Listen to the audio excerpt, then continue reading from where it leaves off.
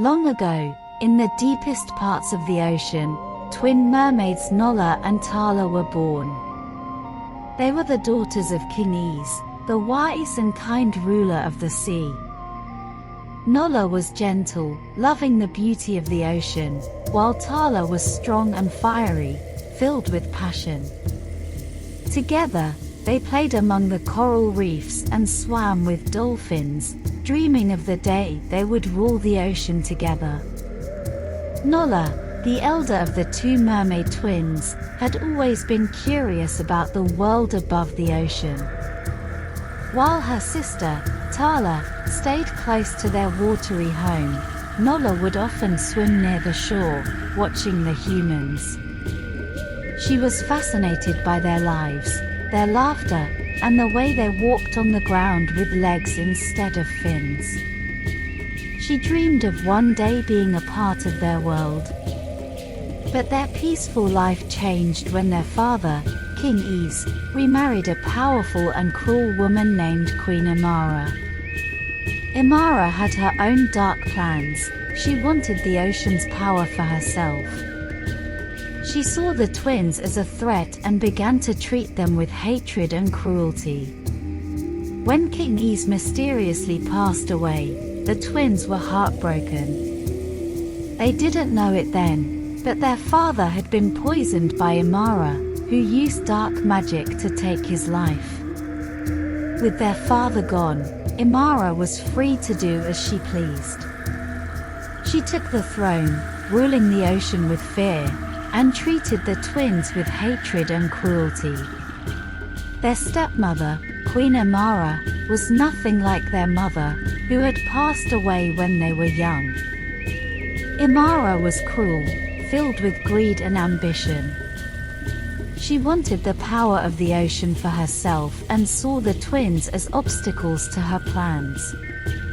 As long as Nola and Tala were alive, they were the rightful heirs to their father's throne. Imara knew she had to get rid of them to take full control of the sea. As time passed, Imara's hatred grew stronger.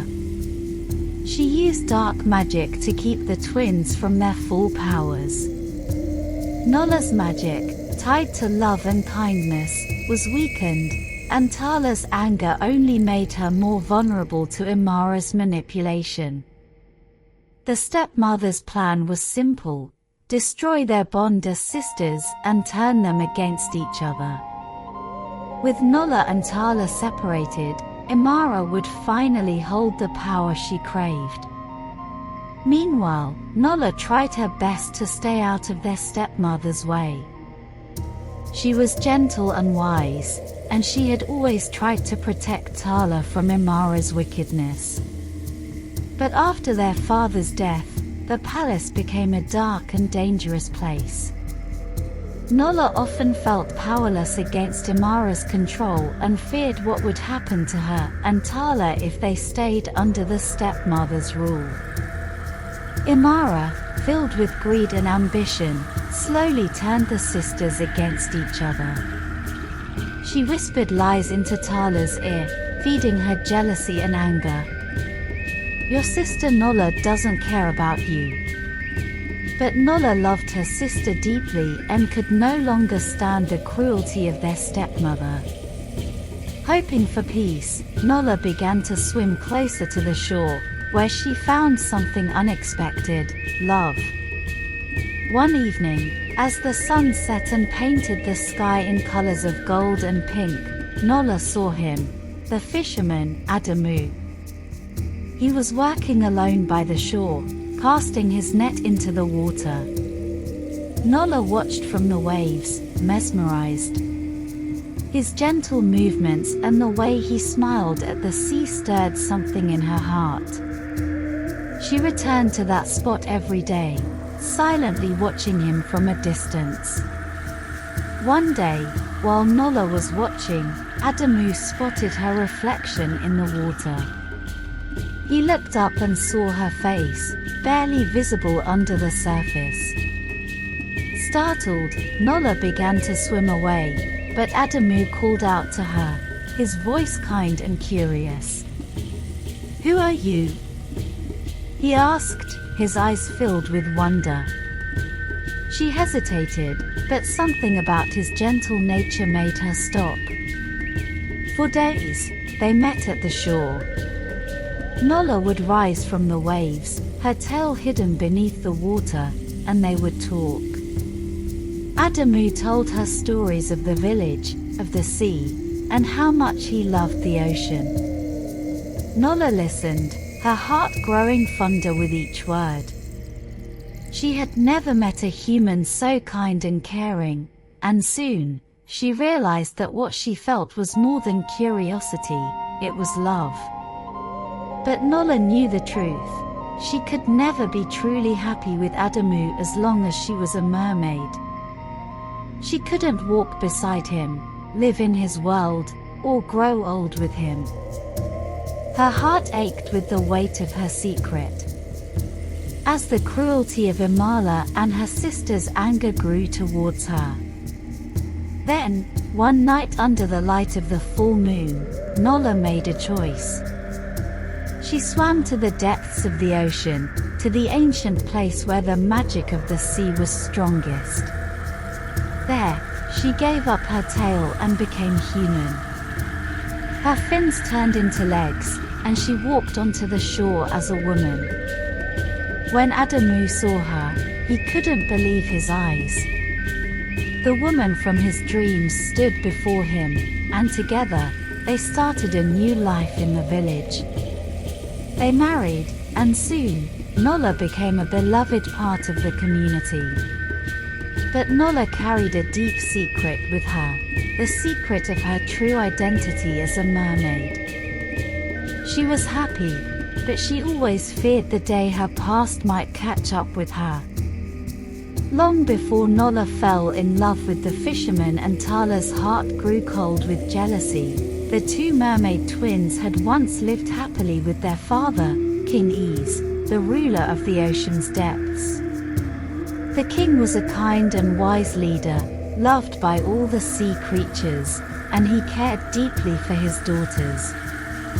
Nala and Tala grew up together, swimming through the bright coral reefs and playing with the dolphins, dreaming of the day when they would rule the ocean side by side. But everything changed when their father married again. Imara was especially hard on Tala. She could sense the fire in Tala's heart, the potential for power, and she feared that one day, Tala would rise up against her. So, Imara fed on Tala's anger and jealousy, whispering lies in her ear, telling her that Nala didn't love her, that she had abandoned her for a human life. "Your sister has left you behind," she hissed. "She cares only for herself." These words fueled Tala's bitterness and made her long for revenge. Nala's decision to leave the ocean was partly because of her love for Adamu, but deep down, it was also to escape Imara's cruelty. She hoped that by becoming human, she could find peace and protect herself from the stepmother's dark plans. But as soon as Nala left, Imara seized her chance. She planted seeds of anger in Tala's heart, twisting the love between the sisters into hatred. While Nala built a new life on land, Imara poisoned Tala's mind, making her believe that Nala's happiness had come at her expense. "She abandoned you, Tala," Imara would say. "She took everything that was rightfully yours." Tala's heart, once full of love for her sister, grew darker each day, until all she could think about was revenge. Imara's ultimate goal was to see both sisters destroyed. She knew that if Tala attacked the human village, Nala would be forced to return to the ocean, where Imara could finally crush them both. Imara watched from the shadows, waiting for the moment when she could claim the ocean's throne without anyone standing in her way. Tala knowing that her sister had left to live with a human. This filled her heart with rage. Fueled by the lies Imara had planted, Tala felt abandoned and betrayed. She no longer cared about the love they once shared. If Nala can leave me, Tala thought, then I will destroy everything she loves. With Imara's encouragement, Tala summoned a great storm, determined to flood the village and take revenge on Nala and the humans who had stolen her sister away. The storm came quickly. Dark clouds filled the sky, and the waves crashed against the shore. The villagers were terrified, and the water rose higher and higher. Nala knew that her sister, Tala, was behind it. She also knew that the only way to stop the flood was to reveal her secret to the villagers. With a heavy heart, Nala stood before them and told the truth. I am a mermaid. As the villagers watched in shock, her legs transformed back into a mermaid's tail, and she swam into the ocean to face her sister. Nala swam deep into the ocean to find Tala. Stop this, Tala, Nala pleaded. I never meant to leave you behind. I love you, sister. But Tala, consumed by her anger, refused to listen. You chose them over me, she screamed, sending even larger waves toward the village.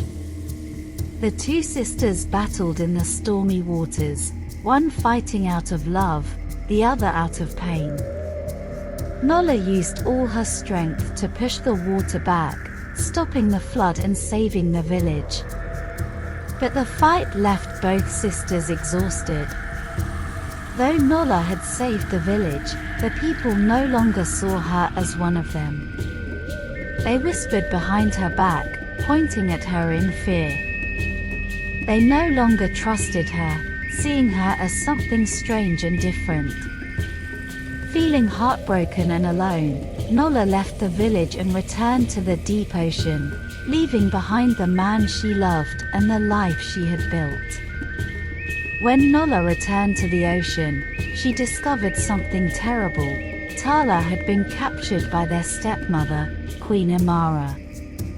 Imara had been waiting for the right moment to strike.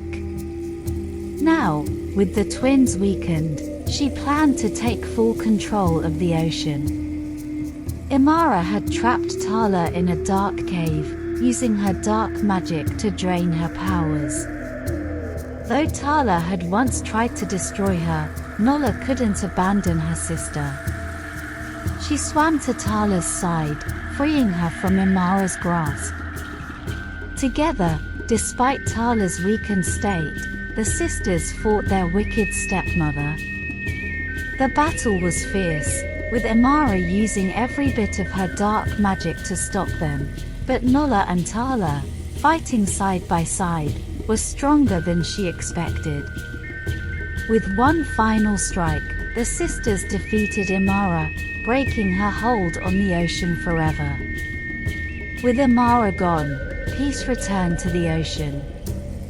Nala, knowing that her place was no longer in the sea, crowned Tala as the new queen of the ocean. Tala, now free from the anger that had once consumed her, accepted the crown with love and gratitude. The sisters forgave each other, and their bond was stronger than ever before.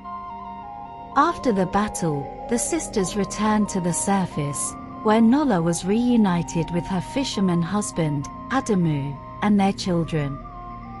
Despite everything, Adamu's love for Nala never wavered, and their children were overjoyed to see their mother again. Though she could no longer live fully as a human, Nala had found peace, knowing that both her family on land and her sister in the ocean would always love and accept her. The villagers, who once feared Nala, began to understand the sacrifice she had made for them. They grew to respect her again, realizing that she had saved them from the storm. And so, the story of Nala and Tala, the twin sisters of the sea, was carried on the wind, reminding everyone that love and forgiveness can overcome even the deepest of storms.